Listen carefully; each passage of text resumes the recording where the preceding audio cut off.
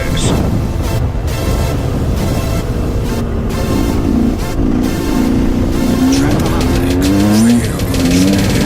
A sense of purpose lies deep in my heart. If I'm honest, I don't think that we appreciate what it means to flourish as a species. What it means to feel human inside, to be alive, evolve and be free. Didn't see a name tag on my baby son, we gave him one. That tag will hand him over to the force, we go order corruption. Cause nobody understands their rights, so third parties will contest to gain control as you stand under them. I'm a human being, and as a human being I have a voice. And I'm an adult, and as an adult I have the responsibility to make choices. No choices in society and what validate my existence. Well, the definition of normality is governed over by politics. So unfortunate inconvenience of a geographical location. Patriotism is just a disgraceful separation of nations. The culture invades to expose ignorant face and the ignorant. Genuinely good people are tricked and manipulated to work for them.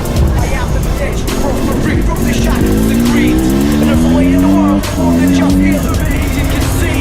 And the power of good cares not for race, class or creed. As we're all just the same matter as spatial void from A to B.